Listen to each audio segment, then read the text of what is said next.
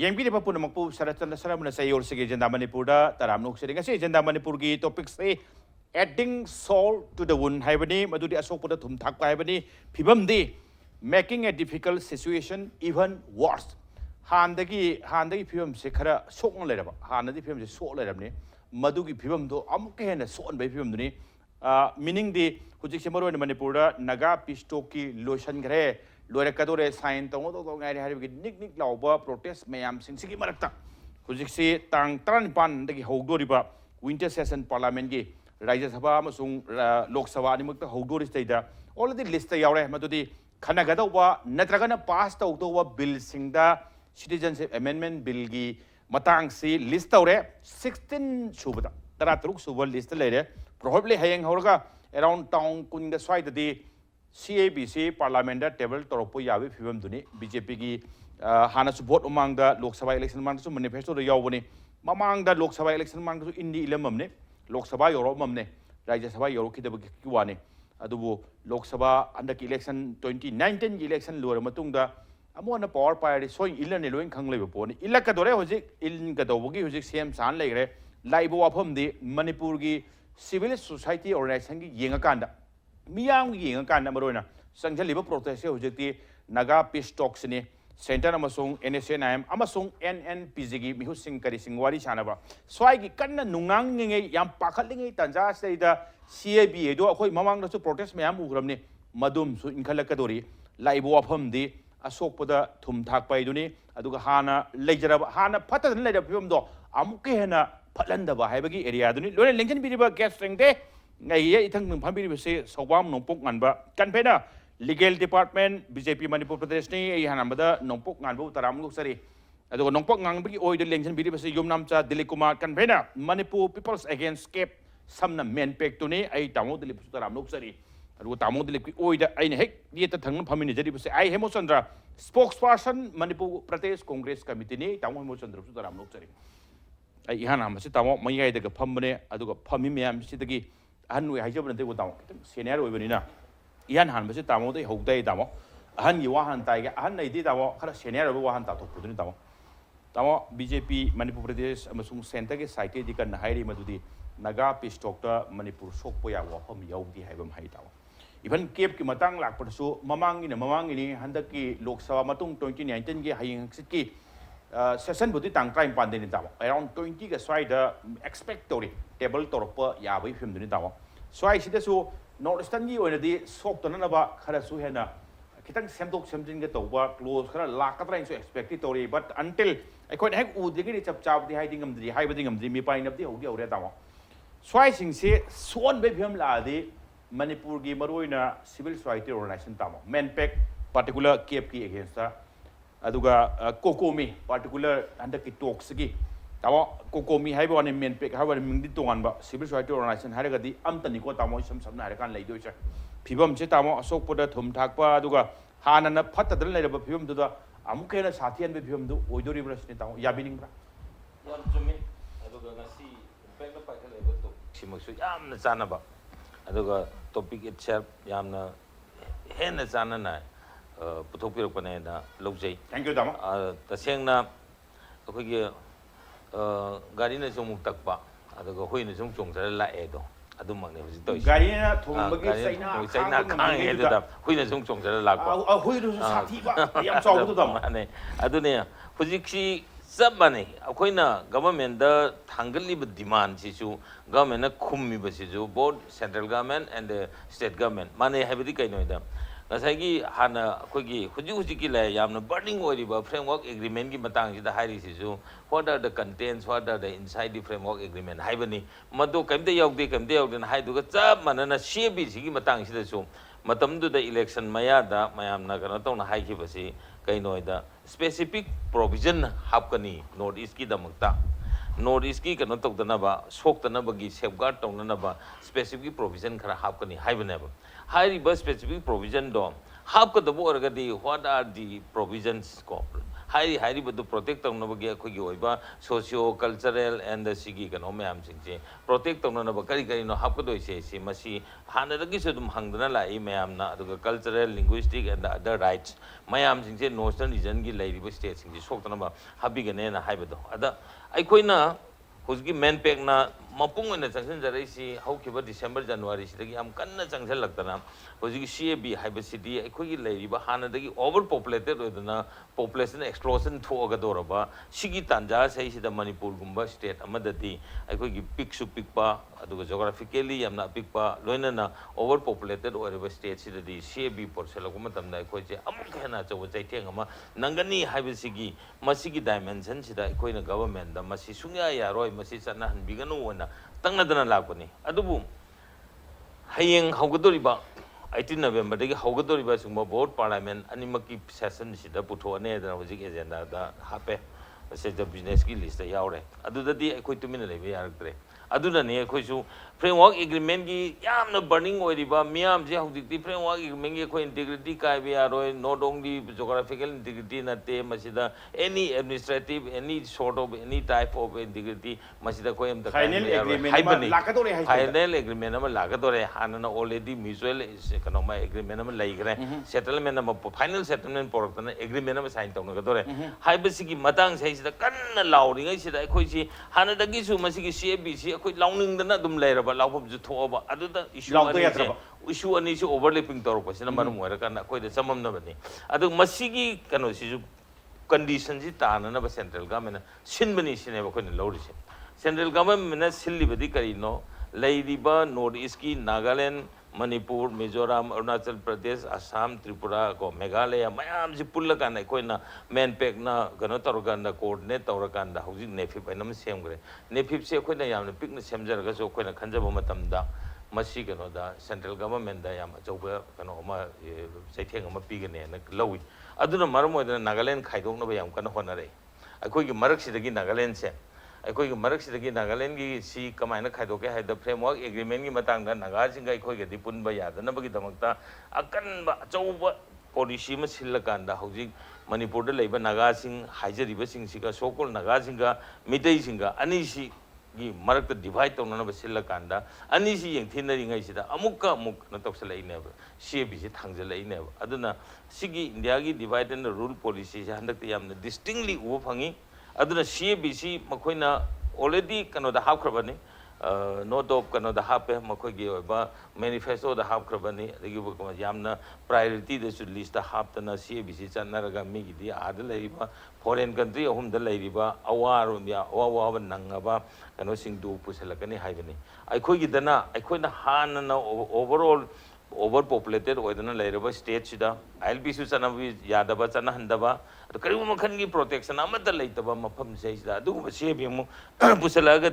पुसलगदी अखोइजे हेना अवाब ओइगनी हाइबसे सिना मरम ओइगने अखोइना सेबी चनबा यारोय हाइदना लैजरीसे अदुना हंदकी सी हुजिगी पुथोरकदोरिबा कनोसिदा मागी कनोदा यावरबनिना हुजिगी बिजनेस की लिस्ट सिदा यावरबनिना सोइदना पुथोरानी पुथोरकपु मतम सैसिदा अखोइगी ओइबा नॉर्थ ईस्ट की पीपल सिगी लोनना मणिपुर की ओइबा मियामना यानिंगदे हाइबसिमति उत्तबा यादबनिना अखोइसी हयेंसी मास पब्लिक की ओइबा प्रोटेस्ट अमा तौरनी ख्वारमंगथेन मेनली ख्वारमंगथेन तौरनी अदुगा हंगजिसिना अखोइ टोटल बननमा टोटल शटडाउन अमा लौथोकसखरे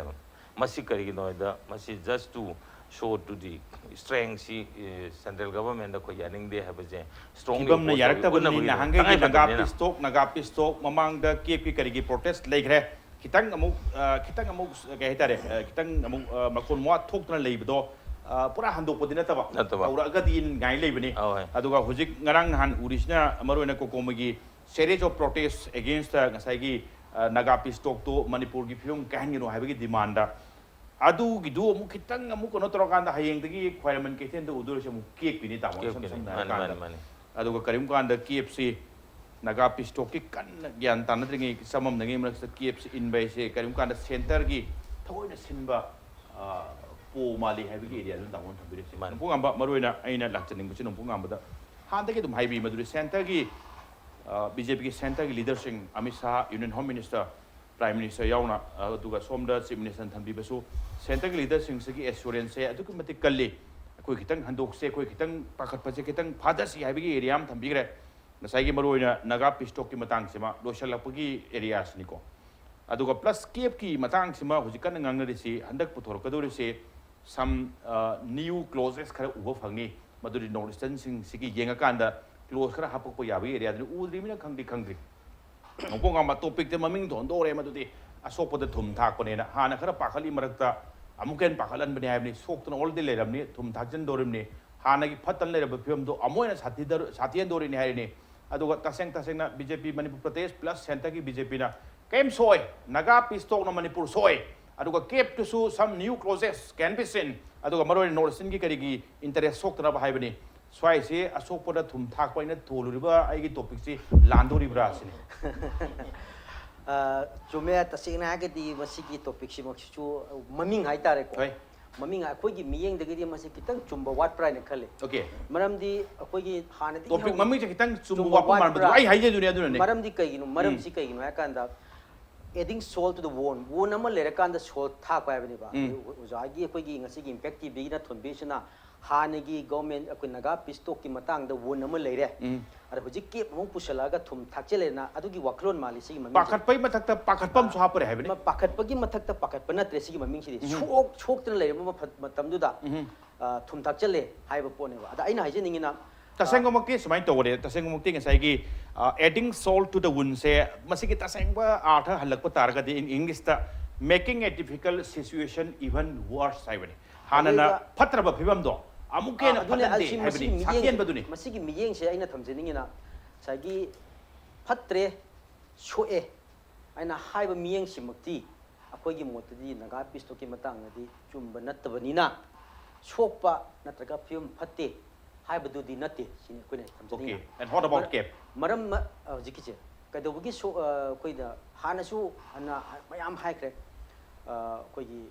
ऑनरेबल प्राइम मिनिस्टर नसु कोइगी कइमता सोहलोय हाइबो यावक्रे अदि समना हाइबदा मतंग लोइना लाक्तना कोइ थाजबगी मतंग अमु होगी यौरिना खंजेबा कोइगी अदुनबु इकुइ दिङैदा आई मोतदी कोइ तामो हिमोस यौबिरिको कांग्रेस नसु मसिदा सोय हाइबसी थाजै हाइबसी आइसु कमाइने लौजगे हाकंदा हौखिबा कांग्रेस न कोइगी नागा पिस्टोक के मतंग प्रोटेस्ट तौब कांदा मोगी कनोसे कोई फेस्टून हागेरा बैकड्रॉप हागेरा नॉन डिस्क्लोजर एंड हागेरा प्रोटेस्ट अगेंस्ट नॉन डिस्क्लोजर ना अरा मसिना सागी प्रोटेस्ट सी हाइदोक तबदुगी ओइना प्रोटेस्ट तौबनी अदुगा मदुदा फत्तब यावरमनी खोलमनी हाइबगी मन थाजबदुदी ऑलरेडी लेरबनिना अदुमाइना मसागी थाजदबदुदी खरका थाजबरबा अदुबु थाजदे थाजब हरगसु मदु हाइदुउ अदि कतसेना करी यावगे हाइदुउ हाइबगी ओइना प्रोटेस्ट तौब हौरबनिना मोंगसे अदुना आइगी मोतदी सागी नागा पिस्टोक सिना अखोइगी बीजेपी की वखलोंदा मणिपुर प्रदेश बीजेपी हाइतारे मसिना मणिपुर मियामदा करिमता सोलोय हाय पोतुदी मपुंग फाना थाजब थमे हाय वखलोन अना मदुगी सोलोय हायबा करिमता अखोइना हाइरिबा एडमिनिस्ट्रेटिव इंटीग्रिटी अदिगी टेरिटोरियल इंटीग्रिटी मसिदा सोक्त्रब मतुंग सिदा थाजब लाकंदा सिदा होजिक लुरिसिना केप हो पुसले हाना प्रोटेस्ट तौद लेबनी केप न मसिदा तमता पिबदो केप न मदा इन्फ्लक्स लेरनी सिनेबा अदा आइना हाइजेनिंगिना इन्फ्लक्स लेबा हाइसी मसि केप से वन टाइम मेजर ने हाइबा तारे हानदगी हौना लेबा लोसिदा सही 12 सही 33 यारंबदु कितंग हंदरगा सही 8 ते यागदबनी हाइबने हाना सही 33 लेरगदी irrespective of any caste creed or religion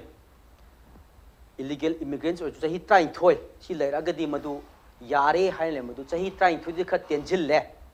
सही 8 खतंग ओइरनी हाइ अच्छा नाइबदा सही 33 8 सही मरी मंगा अदुगा की खेनबदु खतने बखोइना जरिसे अदुगी खेनबदु अदुगी तुंग थम अदुगा एट द सेम टाइम हाइरिबा केप न होजिक थमिसिना मसी से वन टाइम मेजर ने मसिना दुम तुंग कोइना दुम मसिगी पोचे दुम अप्लाई तौदगा लेगदबो नते होजे वन टाइम मेजर नोंपोंगा मो खितंग अयंग बसिंगिनिको अयंग बसिंग वन टाइम मेजर से हौरगना पास तौरगना सही क्या बो 2014 दा चंगखिबा हाइबने वन टाइम मेजर सिगी नुंगी आठ से कइनो वन टाइम मेजर 2014 बहुदा चंगखरबा बिसि अदुगी मतंगदा ग्राउंड सी मान हाइरिबा होजिकी कम्युनिटी माइनॉरिटी कम्युनिटी हाइबा तारे मरोइना in comparison to Bangladesh Pakistan maramdi moi gi di Islamic State of Bangladesh Islamic moi Islamic State ni koi theological state oina leire Pakistan amadi kano si jo ana moi da minority di Hindu Christians Parsi Sikh mayam sina persecute persecute because of their faith adi moi gi dharma si na maram oiduna Muslim natte haibigi maram oiduna haiba sugma theological state asina asugumba minority community singji karigumba persecute toragadi aduga madugi persecution dana maram oidana ekoi India da changkhraba adubu changkhibi 31st December phawgi mamang da changkhibi singdo madu haiba ground singdo leiragadi 31st December 2014 da 14 phawda adugi 14 phawda changi madugi matung changpadi kep na kaimta pande madu changpadi magi haire leijari ba losina da apply te kep cd only up to 31st na hong na muk sang panate 2014 bok sang ba hai ba duneba adu dare one time measure hari one time measure aduna please go ahead aduna sai one time measure sida aduna koina hojik influx sama machine kan invite to natte ba already changa khraba mi sungdu bana koina moji kanu oigedra citizenship oina sakhang gadra sakhang oidra adi kep na hai sina moi hariba changa khraba mi sing sida changa khraba mi singda kariumba Hindu natraga Parsi Christian id minority community bala moi gelam juda koi disu lam minority oira India dasu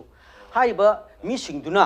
karigumba persecute adusu amuk qualify toriba id qualifications kaina da ada persecute torba persecute tor matuna chang ke singdu Indian citizen pigiri persecute tawi this kanan decide todiba magi local court da se Manipur da mi khara pramani ko mi khara hariba kan community khara sigi mi si Manipur da leire Manipur da leiba matam sida moji se ai kanoni Bangladesh gi lakpa Hindu ni haiba sigi piriba kepna piriba khudong cha basi phangningi ai India gi citizen na sakhang biro aina hai matam sida magi reference local court lakpine ba local court ma na praman pirne ba ai sumain to persecute to kini persecute to buche kamain to kini ba adugi process tongan ba court ki proceedings ma leiba karigama court ki proceedings sina ma je persecute to banate haragadi amo du sumu ma phangoi dorine ba citizenship ana yamna qualified tawraga yamna picture laba adugumba community duneba adusu karamba community hariba masing yamjada ba haitar lamdam ni masing yamjada ba adugumba mising dubu khatane ba koina kepna ris kano Indian citizen pini haina lepise ana adu yamna picture na ba man minuscule population du maduna koigi lamsida maduna flood gate ama influx ki flood gate ama hangdokani haibasidi ai kitang chumba watpa ra haiba wapom derin thamjning sina hena pakhatba man bai hena aduna overall the nation go ne cape tuna leriba phibam duma one time kanoni ne claim to we 2014 ge December 30 passport da changa khraba singdu ki wani matung ta ba changa singi wapom yauti habani adu aina mu khangjeningi ne cape to the north east ki oiba north east ki culture adugi mogi leriba linguistic kari sing na takana khare hendona pakhali du pakhatta na ba any kind of close can it be seen handa kisa ubang ngamgadra sini masi akhoi thajabadi tasena aina masi represent tawris nang aina hajabada koi Manipur Pradesh ki oina BJP Manipur Pradesh ki oina madugi potu madu Bharat Sarkar gi boigre ana madugi accessibility du Manipur Pradesh koi BJP na leitabani na madu mukti chapchana haiba ngamdraga su akhoi na hana akhoi manifesto da su protection level of protection aina su hanjana hajabada level of protection do half kani sagi akhoi gi BJP gi manifesto da hana haigri sisu sumaina haigibani ba emtang hamu han budi haire ado maruina koina haisi koina notice ki oina koina protect tok duisi we reiterate our commitment to protect the linguistic cultural and social identity of the people of Northeast Side ana koina digi adu su mathakta koi gi BJP Manipur Pradesh na koina hana su memorandum thara khangan jagre sumai tongna koi gi di akibale Praja sing akibale aduna siguma pochi to biganu hai pochi hana khangan jagrabane ba adugi matung inda chu koina baro koi Manipur Sarkar hai batare 10 January 2000 kanoda 19 sida chu koina press release sign thokre citizen amendment bill si mamangi pass to bo matamdu da koina thokre si masida koina protection tawno ba ya ba adugumba Momodi Yimbu and Assam, Manipur Pradesh, BJP Manipur Pradesh ki cited center pressure BJP Manipur Pradesh labor feeling and plus public feeling Maduki area so koi khangale तौरक्पा नत्रगा तौरक्तबदुदी पुथोरक्पा कांदा खंगनी हुजी अदुबु अखोइना थाजबसे थाजबदी याम वांगले थैंक यू ए मथंग नाउनोक लाक्सगे तामो हेमो मरोना ngarang nahangi protest madusu jem hol gi mamangdani ko aduga highway gi hek nakanda tawrga yam chawba protest ni madu MPCC ki leader sing aduga maroina workers sing kari sing yam phajana yawba kanuni nongpoknganba na highway na madwai du ain khanbada naga pistoki pakhat ningai di thoina kitang handaba hai tai pakhat pagi wafam dina taba tawadu phongdok tabadugi non disclosure ena banner da thelimina करी कहे लगे थे ना पाखट पगी नतबदा हाइडोक तबदुगी खरे है ना वांग ना protest चथगिबा highway आठदी कायरकनी से कांग्रेस सु खितंग यानिंग दबा दौना ngang मा हुजिक रोतगी नोंपुंग आमली थबी रे दामो अदुगा एट द सेम टाइम मदुमा खुंबिरो अदुगा ngasi की टॉपिक से adding salt to the wound असोकपदा थुम थाक पैसे नोंपुंग आमबदि खरे यानिंग द्री मदमदी नगा पिस्तोक मणिपुर काहन बदुदी थाजदे अदुना नगा पिस्तोक न कायद्रदी हाना असोकपदा थुम थाक पैदो सोक्त्रमिना थुम थाक पै वाफम लेते केप तसु करिगुंबा खरदि हाप करेन उरी हैबनी करि थंबिनिंगे सर थुम असोकपदा थुम थाक प नतिनि असोकपदा थुम थाक पै वा नतिनि थुन मैनी जि ngang चागलाबनि नि मैनी जि ngang चा कान सिदा मसिदा घी हाइजन बनि थुम गा नति सिदि मैनी जि गर चाकन लैरबनि हुजिक चाक लैरब चाइब मई से घी हाइजल मई से सुमायना लेरम मई से सुम मई से फ्लेम से योखलब putting fuel to the wildfire है औता हाइजर खि औता मदक तंग थपि के हाइजर खि फजन इनाउ नोंपोंगान बसी याम वारम मनि ngasi मा थैदो एब ngasi दि यामना मा नांगै दि तौदबनि ngasi दि मा सि चेलग थैदो ग मागी लॉयर की ओइबा ngasi की सीएबी खुमदौ दो नमत खुमदे मा ngasi कांग्रेस का जो कहीं वो लंचलकना जो तो कदाई नहीं नो ने is totally facts are wrong my misinterpretation नि कांग्रेस की अदु बा कनो लेते अदु कनो असाय अदु आइसो हाइजर रखी के असाय की मेन कनो दो लाखी के हुजी you know so much has happened अकोइ न गसी ngangnari ba मेन पैक की कोई याम्बा नाम दिल तमदे लिप लैरी अकोइ सिदा कयारक अकोइ ngangnagre अदु की मतुंगदा लोकसभा के इलेक्शन में लोइखरमने लोकसभा की अनोब इलेक्शन में लाना न्यू लोकसभा में कंस्टिट्यूट होना new government incumbent government Shri Narendra Modi ना प्राइम मिनिस्टर मो हन ओइरक्तना गवर्नमेंट में लाखरबने it's a question of 5-6 months की मनुंग सिदा डेवलपमेंट याम लैग्रेबा सीएबी की पोची सिविल सोसाइटी मदुदा बीजेपी की सु क्रेडिट अखोई की सु क्रेडिट मदुदा मेन पैक ना क्रेडिट लौ याबा जा नते मदुदा अखोई कलेक्टिव क्रेडिट ने अन लौबिरो कलेक्टिव क्रेडिट ने अदि मतमदा अचो ब्रेक अमा बीजेपी की यूनिट की सु इनाउ नोंपोक होगी कांगबुसु फजना मोइसु हाइजदना खोसदना अखोई की कांग्रेस की सु मदुदा मेन पैक की सु सिविल सोसाइटी की सु मणिपुर पुंब इंडिया पुंब की सीपीआई सु करिसु तौना खोतना इलेक्शन की अदाइदुदा सीबीसी पुश तौदोबनिदना राज्य सभा द मेजॉरिटी लई लेतेदना डिबेट की वानी अदु एनी आउट तौदना बिल सी ताउ दिल इनफ्लक्चुअस ओइग्रे बिल दिस सीग्रे अखोई हलावरे ए फरेदा अखोई शिरमदाइदगी अखोई एनी आउट तौना अखोई सोना चांबीबनी खंगदे कनिनो कनो whatever may be the reason अखोई हिंगे बेसे कोई लोइन फील तौ अखोई जो हलावरे मेन पेक्सु मागी मूवमेंट तौजरुबा अखोई सु कांग्रेस सु तौरुबा दी बीजेपी की सु यादो यारे फरे सीएबी की पोची अदुगी मतमदुदा अखोई मतम खरगी ओइनदी रिस्पाइट अमा फंगरे बिल इज डेड मोई 2000 कनो दा 19 दा कनो तौरपनी वोट कारे वोट अनो फंगे 5 इयर्स की मैंडेट नी सर 5 years की mandate मतलब हम लाइरिबजानी हम खलोगदी व्हाट इज द हरी आर्टिकल 370 करंग ताए असोम द इंटरनेट नते तौना कश्मीर द तौरी पोची इंटरप्रिटेशन लोम चलगुम सेब कश्मीर द करी नुआइरी होजे तखाई रे ट्रिपल तलाक हाइरसी ट्रिपल तलाक की सी राज्य सभा द मुन यंग तमो ओनली 80 का वोट याम थिन मार्जिन नि 99 का 84 का नि त कशु याम खेनब नते ट्रिपल तलाक तौ अदगी सोमदा सीएबी दोंग लाक्चगे एनएससीएन की सिदा हेक्ता को फाइनल कोमा सेमी कोमा खतंग आइरबनी 31 अक्टोबर की ममांगदा लोइसन का तौबनी हाइदना सना का तखतना सिरी आरएन रवि होय करोय तौना कोई हुजिक मई जे नंग चाक्तनो हुजिक अदुगी टॉपिक अमा हुजिक लैरी हुजिक सी इशू अमने बा चोबा अद सिगी इशू सि लैरिङै सिदबु कदाइदगी सीएबी एना कोइना हराउजदना सिटीजन अमेंडमेंट बिल जी लारोय एना कोइना खंजुरुबा खोइसी नागागी सिदा कनो ꯄꯣꯛ ꯆꯥꯛꯇꯅ ꯑꯩꯈꯣꯏ ꯇꯧꯐꯝ ꯈꯪꯗꯗꯅ ꯁꯉꯥꯏ ꯐꯦꯁꯇꯤꯚꯦꯜ ꯇꯧꯕ ꯌꯥꯔꯣꯏ ꯑꯩꯈꯣꯏ ꯁꯤꯗ ꯅꯨꯡꯇꯤꯒꯤ ꯑꯩꯈꯣꯏ ꯀꯩꯅꯣ ꯙꯔꯅꯥ ꯆꯠꯀꯗꯧꯕꯅꯤ ꯍꯥꯏꯗꯅ ꯁꯤꯚꯤꯜ ꯁꯣꯁꯥꯏꯇꯤ ꯃꯌꯥꯝ ꯇꯧꯐꯝ ꯈꯪꯗꯗꯅ ꯂꯥꯡꯉꯤꯉꯩꯁꯤꯗ ꯁꯤꯇꯤꯖꯟꯁ ꯑꯦꯃꯦꯟꯃꯦꯟ ꯕꯤꯜ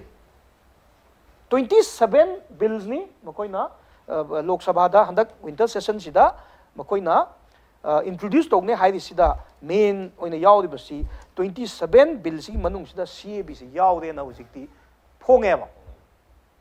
ꯑꯗꯨꯅ ꯅꯣꯡꯄꯣꯛꯅ ꯉꯁꯥꯏ ꯍꯥꯏꯈꯤꯕꯗꯨꯗ ꯑꯩ ꯀꯩꯅꯣ ꯇꯧꯖꯒꯦꯕ ꯅꯍꯥꯟꯉꯩꯒꯤ ꯃꯇꯝꯗꯨꯗꯤ conjectureꯅꯦꯕ conjecture ꯍꯥꯏꯕꯗꯤ ꯇꯧꯕꯤꯒꯅꯨ ꯃꯣꯏꯁꯨ ꯇꯧꯕꯤꯒꯅꯨ ꯍꯥꯏꯔꯤ ꯑꯩꯈꯣꯏꯁꯨ ꯇꯧꯕꯤꯒꯅꯨ ꯍꯥꯏꯔꯤ ꯃꯗꯨꯒꯤ ꯃꯇꯝꯗ ꯃꯇꯝ ꯇꯥꯏꯝ ꯐ꯭ꯔꯦꯝ ꯎꯠꯇꯦ ꯑꯦꯖꯦꯟꯗꯥꯗ ꯀ꯭ꯂꯤꯌꯔ ꯀꯠ ꯁꯤ ꯀꯩꯅꯣ ꯂꯩꯇꯦꯕ ꯔꯥꯖ꯭य ꯁꯚꯥꯗ introduce ꯇꯧꯅꯤ ꯍꯥꯏꯕꯅꯤ introduce ꯇꯧꯈꯤꯗ꯭ꯔꯦꯗꯅ ꯍꯧꯖꯤꯛꯇꯤ ꯑꯅꯧꯕ ꯃꯦꯟꯗꯦꯠꯀ ꯂꯣꯏꯅꯅ ꯑꯅꯧꯕ ꯀꯟꯐꯤꯗꯦꯟꯁꯀ ꯂꯣꯏꯅꯅ ꯑꯅꯧꯕ ꯀꯩꯅꯣꯒ ꯂꯣꯏꯅꯅ ꯑꯦꯖꯦꯟꯗꯥ ꯑꯃꯗ ꯁꯨꯛꯇꯧ ꯇꯧꯗꯕ ꯌꯥꯗꯦ ꯍꯥꯏꯕꯒꯤ ꯀꯩꯅꯣꯗꯨꯗ 27 ꯕꯤꯜꯗꯨꯒꯤ ꯃꯅꯨꯡꯗꯨꯗ CABꯁꯤ ꯇꯧꯅꯦꯅ ꯍꯧꯖꯤꯛꯇꯤ ꯀ꯭ꯂꯤꯌꯔꯂꯤ ꯕ꯭ꯂꯦꯛ ꯑꯦꯟ ꯋꯥꯏꯠꯇ ꯌꯥꯎꯔꯦꯕ ꯑꯁꯥꯝ ꯇ꯭ꯔꯤꯕ꯭ꯌꯨꯟꯒꯤ ꯇꯥꯡ 35ꯒꯤ ꯀꯩꯅꯣꯗꯣ ꯄꯥꯕꯤꯌꯨ ꯁꯔꯠ ꯄꯥꯕꯤꯔꯝꯃꯅꯤ ꯁꯤꯔꯤ ꯕꯩꯁꯥ ꯍꯥꯏꯅ ꯑꯩꯈꯣꯏꯒꯤ ꯃꯣꯏꯒꯤ ꯑꯁꯥꯝ ꯒꯅ ꯄꯔꯤꯁꯠꯀꯤ ꯃꯤꯒꯤ NDAꯗ ꯌꯥꯎꯔꯤꯕ MPꯅꯤ ꯃꯈꯣꯏꯒꯤ ꯄꯥꯔꯇꯤꯒꯤ MPꯅꯦꯕ ꯑꯩꯈꯣꯏꯒꯤ ꯅꯠꯇꯦ ꯀꯪꯒ꯭ꯔꯦꯁꯀꯤ ꯋꯥ ꯅꯠꯇꯦ ꯑꯇꯩꯗꯤ ꯋꯥ ꯅꯠꯇꯦ ꯃꯈꯣꯏꯒꯤ MPꯗꯨꯐꯥꯎ ꯈꯪꯗꯦꯕ they are not letting that moigi aduki matik luraba Assam di yamna mai chak toiba jaga mi Assam gi masagi su keno tawjeri ba mi du ba moi tan di ado masana iri bani asu uji gi baisana uji ira iba poche no pabio tribune da tang tang gi keno da ana ngasai uji live poche di we are black and white ta keno lai re ba ngasai gi di ngasai kari akoi gi inau nongpok na haibi gi bu kari akoi kai su kari waningai leite haibagi moong ne ba koi gi kai su yamna stage kamaina waningai somdana patient ama ICU da admit tawse di hairab ICU ni ko ICU normal general ward na taba ICU da lay ICU da thamiba adu ICU da di thamde yadri hairab ICU gi situation di lai hairab adu patient du kaim tawdo haibaga chapman da dole no asai da di hujik akoi yamna section batai yamna kano to batai MANPAC ki se ai ngasai da tajarak mani masi emergency oi birang mani emergency oi birang mani di ngasai gi MANPAC ki live pot si CAB gi bill se table tawdo re tang akoi bill gi listing si yaw gre union cabinet Amit Shah na pilot tawdani adu winter session si da sok soi dana CAB si puthone haiba si gi oi birak oiram gane adigi final point ai mo haise ki CAB na effect tawdo je sarat kaino na ti ni mo Gujarat na ti ni CAB na effect tawdo kaino na ti ni Delhi na ti ni CAB na effect tawdo ri se kaino na ti ni Bihar na ti ni CAB na effect tawdo se Assam ni ne CAB na effect tawdo se Meghalaya ni ne CAB na effect tawdo se Arunachal Pradesh ni ne aduna mai chak ka tori ba jaga swai sida sine ba akoi gi Assam da lak do ri ba problem Meghalaya da lak do ri problem makoi gi party ngata ni Arunachal Pradesh da BJP gi party si ba akoi loi na resign tawne na Assam Arunachal Pradesh ki BJP gi matam du da ai kaw gre president la kanano BJP gi moi unituna kari gu masi tawta di high grip ne ba adigi akoi gi Meghalaya da hoji moi gi sarkar paimin nari ba NPP gi sina direct NDA alliance to kani harim ne adagi AGPD alliance pa withdraw tawrabane adona takpadi yamna serious oiba issue mane ba NSCN gi issue sina amuk akoi Manipur centric Manipur da yamna akoi da mai yamna kanna akoi da mairo hinjanba adu ma issue oiba aduga CAB sina effect tawdori badi equally whole northeast Manipur gi da natiba northeast si pukai kai bagi mong am da lakadori ne ba adigi hujik ngasai ibung nongpok na haiba dong ta adu da haija ki ge ba yam phajana madi ukina phabani na ma yam phajana thammi ngasai gi bezia 2014 lomda praja se adom da puthokpa matam da one time ni ga na khanbagi kaino do no it is wrong 1975 natra Assam Accord ki base years in 1975 never that is 44 years ki mamang da adu da base year oi gram neba adu da cut off oi neba 45 years the live migration mayam live sida live sida immigrant mayam se 2014 na dudi 5 years back ki wane ba 5 years back ki mamang da lakko mayam loi namak citizenship pirani legalize torni keno pini haibane ba no CAB da hoji lakko ba no clause lakani haiba sidi ethnic religious lines ta dharma ki keno da yenga akoi citizenship se pirani haiba pot amane ba hanagi ngasai gi citizen ngasai inaw na haibi gi ba hanagi akoi gi na hanagi bill ama akoi gi kai haitare ngasai gi hanagi original bill do madu da kitang hongdong jin tawbani haibu do natie ba it is going to be totally changed magi basic structure haitare ko tamo basic structure of the constitution kana hainari ba basic structure of the bill se completely changed to gidoi ne handaki amendment sina adana takpadi akoi swaida manipur gi oina di agi wakhanda swaida BJP haiba laite Congress haiba laite swaida soklak ka doi bisa koi loina ke sok doi ne ba hoji manipur protection bill gi matang hoji president ta lai ri hoji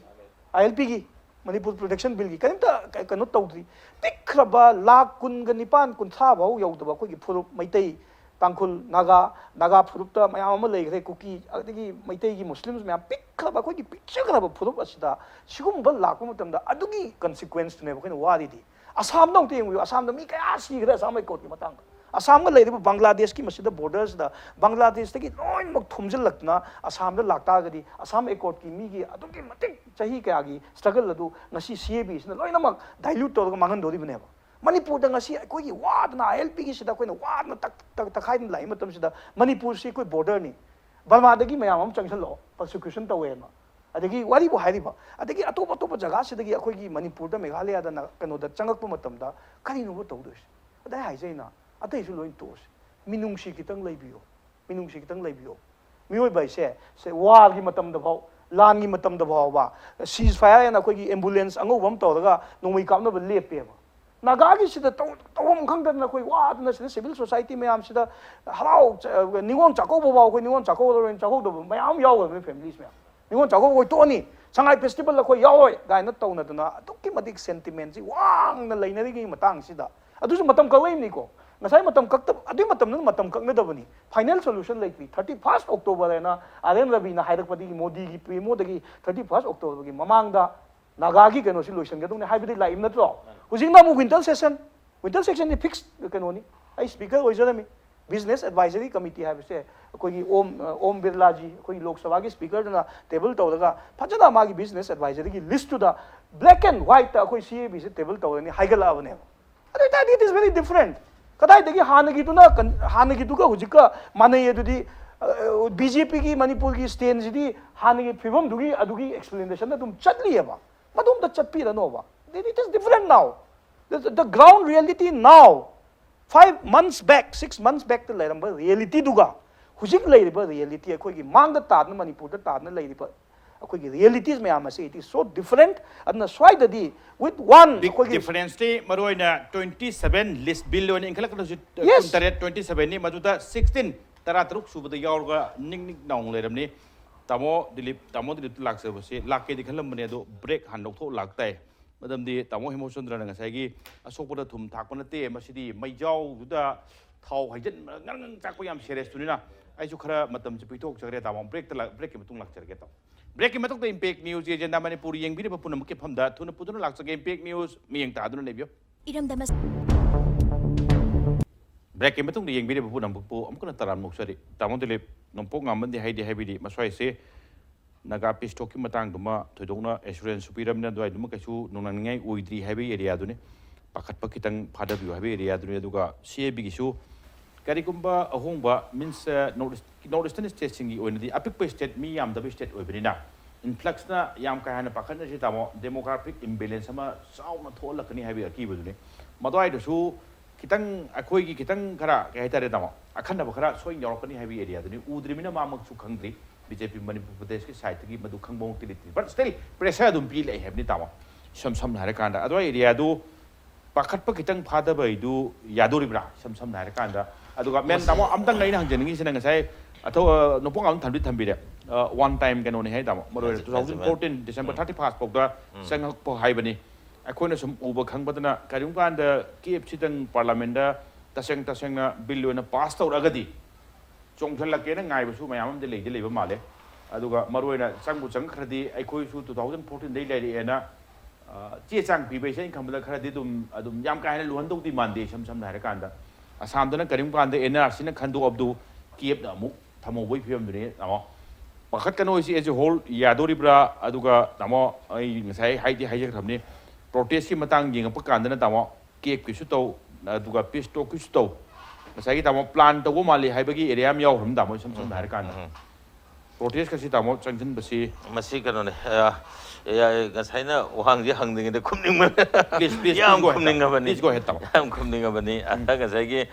quickly no Nongpoknganba Hagi with the one time measure nature. Masima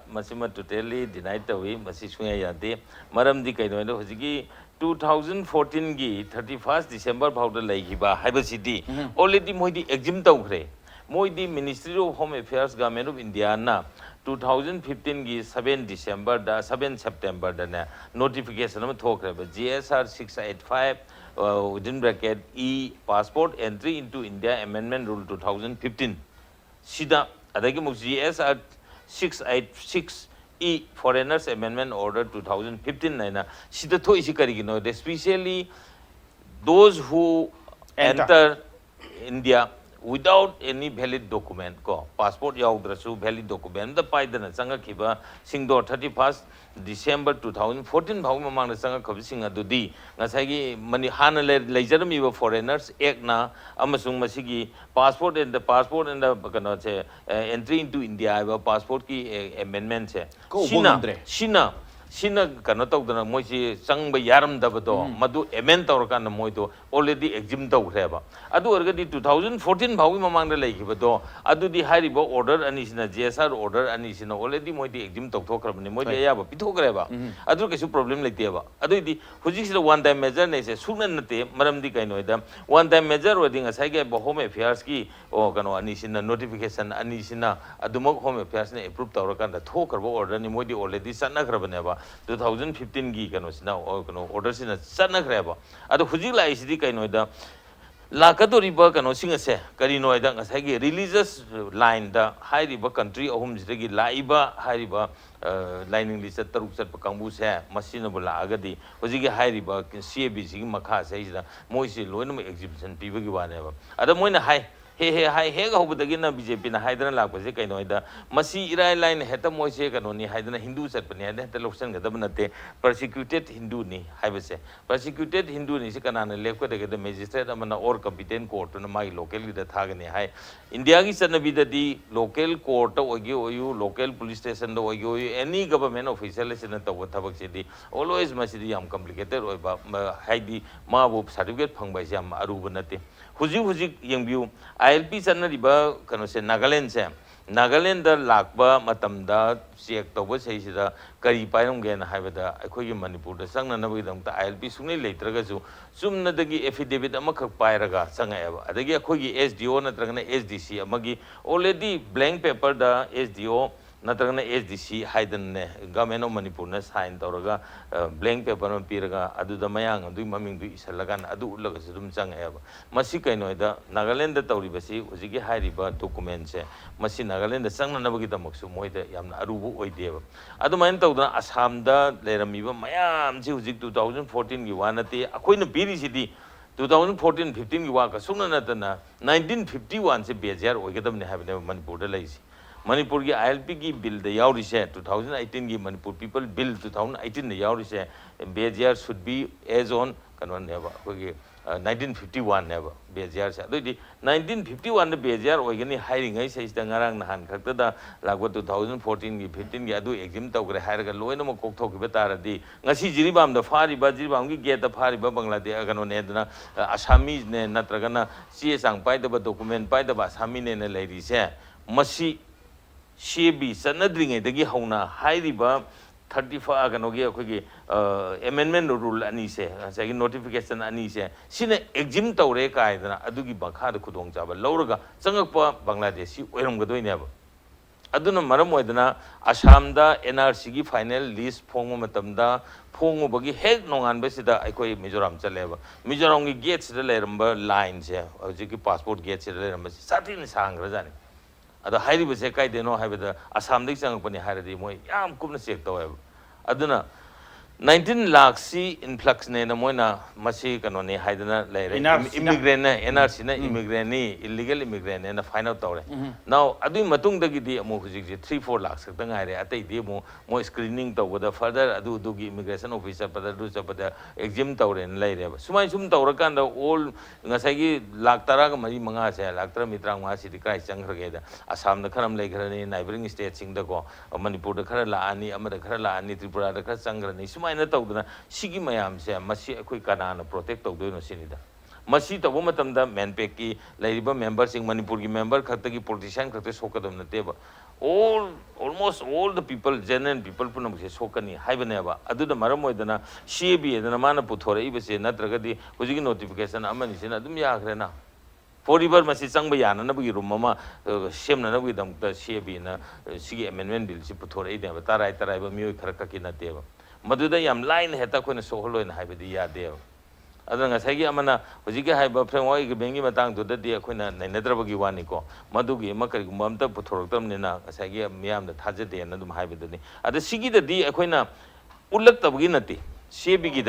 CABꯒꯤꯗꯗꯤꯅꯦ ꯑꯩꯈꯣꯏꯒꯤꯗ ꯎꯠꯂꯛꯇꯕꯒꯤ ꯅꯠꯇ꯭ꯔꯒꯅ ꯄꯨꯊꯣꯔꯛꯇꯕꯒꯤ ꯄ꯭ꯔꯣꯕꯤꯖꯟ ꯑꯗꯨ ꯑꯗꯥꯒꯤ ꯁꯨꯡꯅ ꯅꯠꯇꯦ ꯃꯣꯏꯅ ꯐꯅ ꯀꯟꯅ ꯃꯁꯤ specific ꯄ꯭ꯔꯣꯕꯤꯖꯟ ꯑꯃ ꯍꯥꯞꯀꯅꯤ ꯍꯥꯏꯔꯁꯨ ꯃꯁꯤꯗꯤ ꯑꯩꯈꯣꯏꯗꯤ ꯐ꯭ꯂꯦꯠꯂꯤ ꯗꯤꯅꯥꯏ ꯇꯧꯋꯦ ꯁꯨꯡꯌꯥ ꯌꯥꯔꯣꯏꯕ ꯃꯔꯝꯗꯤ ꯀꯩꯅꯣꯗ ꯏꯟꯗꯤꯌꯥꯒꯤ ꯁꯦꯟꯇ꯭ꯔꯦꯜ ꯑꯦꯛ ꯑꯣꯏꯅ ꯆꯠꯅꯔꯛꯀꯗꯧꯔꯤꯕ ꯁꯦꯝꯃꯛꯀꯗꯧꯔꯤꯕ ꯕꯤꯜ ꯑꯃꯕꯨ ꯀꯃꯥꯏꯅ ꯇꯧꯗꯅ ꯅꯣꯔꯠ ꯏꯁꯀꯤ ꯁ꯭ꯇꯦꯠ ꯑꯃꯅꯤ ꯈꯛꯀꯤ ꯌꯦꯡꯉꯀꯥꯟꯗ ꯃꯈꯣꯏꯅ ꯂꯩꯔꯤꯕ ꯖꯃꯨ ꯀꯥꯁꯃꯤꯔꯗ ꯇꯧꯈꯤꯕ ꯃꯗꯨꯒꯤ ꯁꯨꯅꯝ ꯁꯥꯁꯣꯟ ꯑꯗꯒꯤ ꯑꯩꯈꯣꯏꯒꯤ ꯁꯤꯗ ꯂꯩꯔꯤꯕ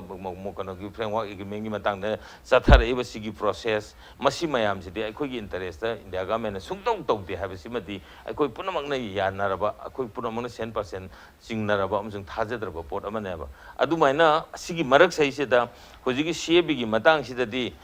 ꯏꯟꯗꯤꯌꯥ ꯒꯚꯔꯟꯃꯦꯟꯠꯅ ꯑꯩꯈꯣꯏꯗ ꯃꯁꯤꯒꯤ ꯗ꯭ꯔꯥꯐ ꯀꯣꯄꯤ ꯎꯠꯇꯦ ꯀꯥꯏꯅ ꯁꯨꯡꯅ ꯅꯠꯇꯦ ꯃꯁꯤ ꯃꯣꯏꯅ ꯐꯣꯜꯁ ꯀꯩꯅꯣ ꯑꯃ ꯄ꯭ꯔꯣꯃꯤꯁ ꯇꯧꯈꯤꯕꯗꯣ ꯃꯗꯨꯅꯦ ꯑꯩꯅ ꯉꯁꯥꯏ ꯑꯍꯥꯟꯕꯗ ꯄꯟꯖꯔꯤꯗꯨꯗꯤ ꯐꯣꯜꯁ ꯄ꯭ꯔꯣꯃꯤꯁ ꯇꯧꯔꯤꯗꯤ ꯀꯩꯅꯣꯗ ꯆꯤꯐ ꯃꯤꯅꯤꯁꯇꯔꯅ ꯑꯣꯅꯔꯦꯕꯜ ꯆꯤꯐ ꯃꯤꯅꯤꯁꯇꯔꯅ ꯍꯥꯏꯔꯤꯁꯦ ꯃꯁꯤ CABꯁꯦ ꯇꯦꯕꯜ ꯇꯧꯗ꯭ꯔꯤꯉꯩꯒꯤ ꯃꯃꯥꯡꯗ ꯁꯣꯏꯗꯅꯃꯛꯀꯤ ꯁ꯭ꯄꯦꯁꯤꯌꯦꯜ ꯄ꯭ꯔꯣꯕꯤꯖꯟ ꯍꯥꯞꯀꯅꯤ for the protection of the people of the Northeast. Manipur loina Northeast people protect the Hapkuni Hibado, Nasi Bawda Karigumam, the Manamani night, the Banana Karigumba without any amendment, Hanagi in Toto, Pukalagani Habisi, Subsabas, Madus Jingna Baneva. Adunadi, Hayang the Milepsala, Hayang Parliament Pamaga, say almost 20 Hawdi Putorkan, Habikan of lady, got Hazan of a lady. Adu Ragadi Masia, quite 2 minutes Ragadi, I could alternative look to receive. Whole population of Manipur say look at doing never. Akoi hana sigi saru home to saru amadi outsider no hana already laseraba never. Laseraba says the foreigners actually humay samakado never.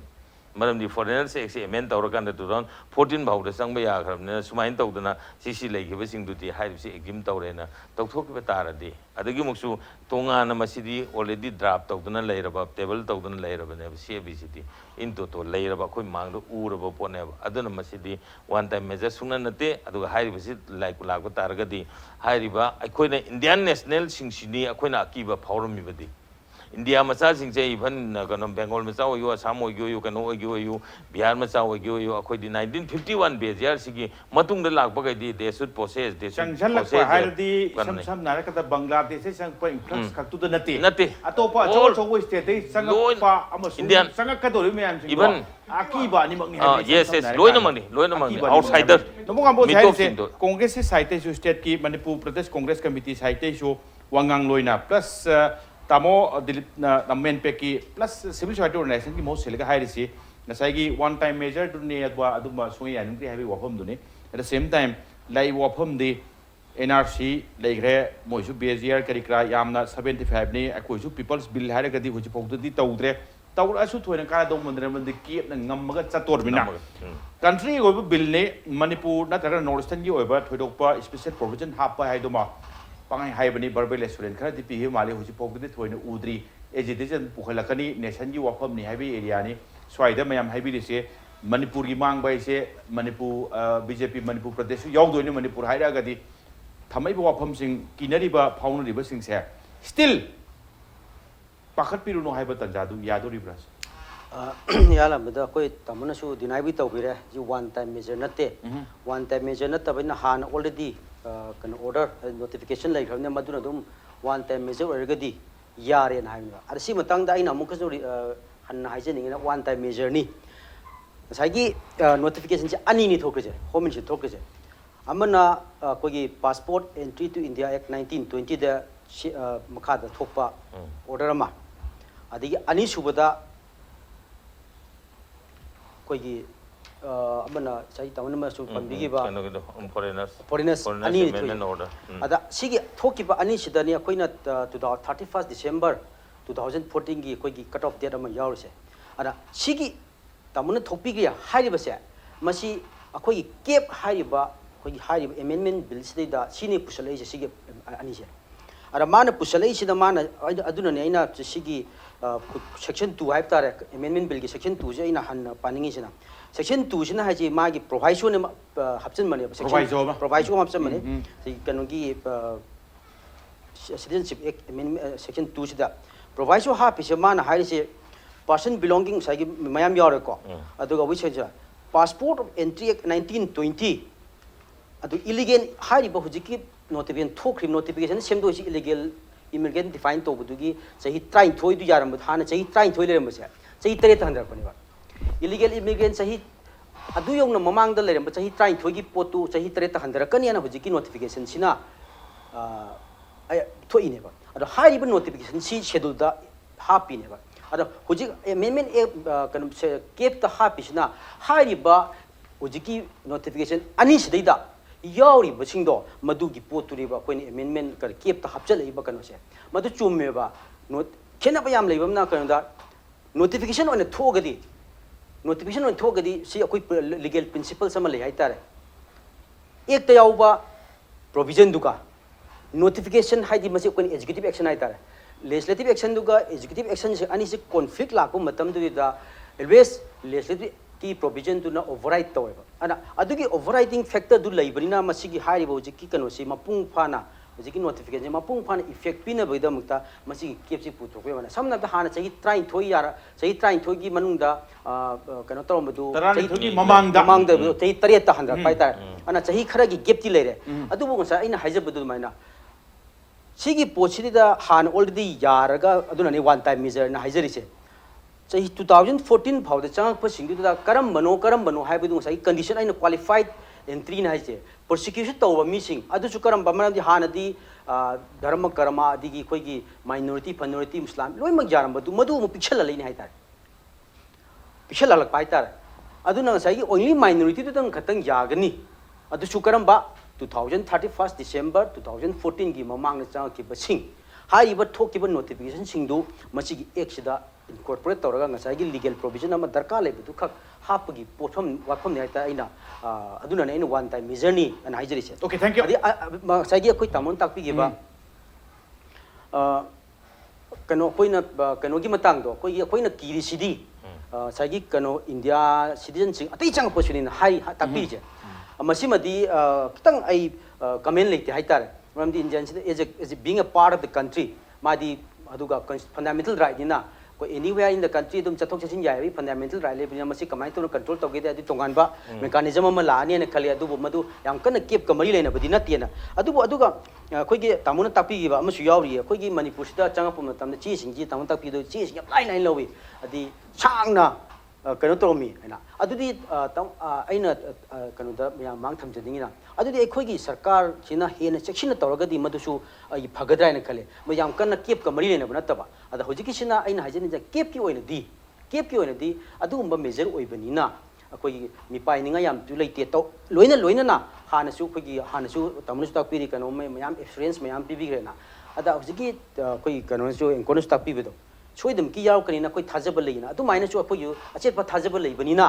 अदु मचेप थाजब लेबनिना याम काना मी पाइपम थोक्तबरा HYBE वफम okay तामो haemo मतम गिदि लोइदि लोरमनिको तामो अदो आइना पिजे दोसे minute नै लोक पिजरगे तवदु दिल्ली तो पिजर लिबा कांग्रेस की एमएलए मयाम चली सीएलपी न लुचिंगबा अदुगा कांग्रेस वर्किंग कमिटी दि यावबा हानि के प्रेसिडेंट जोबा खंगम चपिरी केप की करिगे मतंग दसु दुम इशू रेस तो वाले ऑनगोइंग नगा पीस टॉक तो any kind of new development Delhi की चलिबा मिशन से वेल अखोइदी तसेंगना नागाबगी कनोदो चटपनी अदो होजिकी केप की लाइ सिदी सडनली लापनी अना सिदी तसेंगना हाइतागदे अखोइदी यामना डिस्ट्रेसिंग ओइबा कनोनेबा इशू नेबा केप की दी कांग्रेस की दी यामना क्लियर स्टैंड नि कांग्रेस ना नंबर स्पेयर तौरगा राज्य सभा की दुसु बैक ट्रैक तौगिबने हाइबदा लालोय ngसाइगी मेन कनोदो लाक्चगे ngसाइगी निटी ग्रिटीज नोटिफिकेशन नवाइ कना उनबा लेबा खोप खतंग खंजरिंग मोर दिराजा होय के उनबा हौजिक मक्ति सोने गांधी उनबा लेग्रे अखोइ उनरे सीताराम येचुरी उनबा लेग्रे अदुबो रूलिंग ददी कना उनखरा के है अखोइना कन्नो होनजरी सिदी प्राइम मिनिस्टर उननबो होनबा अदु प्राइम मिनिस्टर नदी हुजि फाउदी मतम दि पिरक्ट्री okay we are hopeful that he is able to spare some time team is still at Delhi. Adagi hoi Prime Minister na main kenu oidoi naga gi matang da na adagi Amit Shah na pilot tawdoi na CAB matang da di Home Minister ga Prime Minister ga di maru hoi ado ko yam kanna mo ko da with a very sincere heart ko moi da matam pibi na ko na kanna ko na taknajari ado madu akoi madu hek phangbaga koi public domain da su khangan jarake koi madu madum khangakani adu ngasai gi matam su leitabni na 1 minute khatang da yam sen nai je